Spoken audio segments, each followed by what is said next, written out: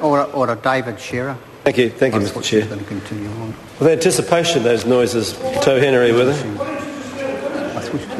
She did. She was. She wanted to announce. She wanted to announce the news about the Otago Strip, and then she wanted to sit down.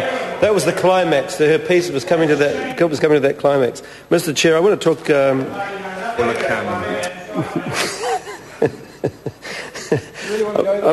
It is like go there.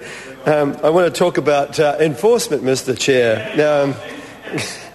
Enforcement, because a lot of Part 2 is actually around the powers of enforcement in this bill, and particularly the powers of enforcement of custom officials and being able to ensure that the trademark and copyright parts of this bill are actually upheld. Enforcement is obviously, with the growing problem of the manufacture and distribution and sale of counterfeits, we're seeing a steady stream of these goods coming into New Zealand. And Pete Hodgson mentioned the amount, more than 500,000, I think, goods in 2007. It clearly, this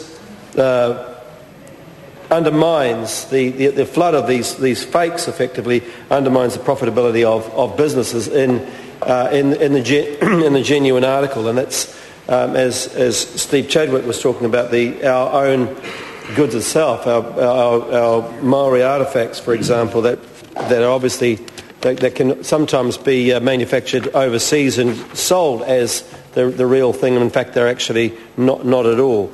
But the New Zealand's international obligations require us to include a criminal offence for the cases of willful counterfeiting or piracy or commercial sale. The penalty for a person convicted of that is a fine of $150,000 or an imprisonment up to 5 years. So it's quite a serious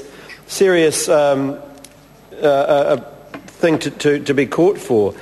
The bill will empower the Ministry and Customs to play an active role enforcing those criminal offences under the Trademarks Act and the Property Act, alongside in cooperation with other enforcement agencies and right holders. And if we look at Part 2 of Clause 31, we're looking at the enforcement officer's power of entry. The powers are actually quite widespread. And I look at 134E, what an enforcement officer in person assisting may do when exercising power of entry, in this case, an examination without a warrant. So this is the sort of the powers that they do have, or they can apply without a warrant. Examine the place and all things, including any documents.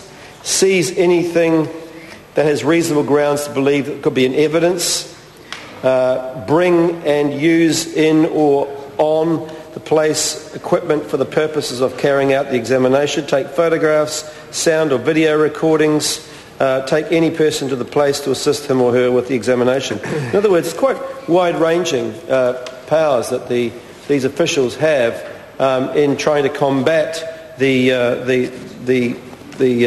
infringements to both trademark and copyright, Mr. Chair.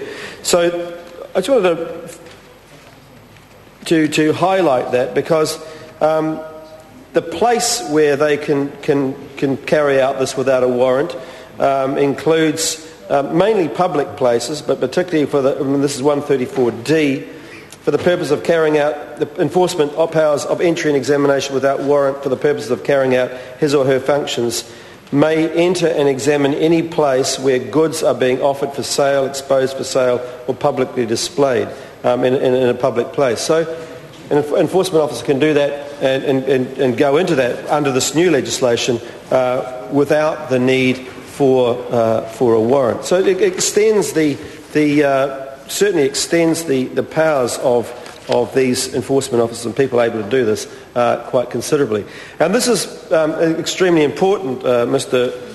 Chair, because when I was glancing through some of the the past work on this, there were actually no prosecutions, as I understand, no prosecutions in 2002 under the Trademark Act.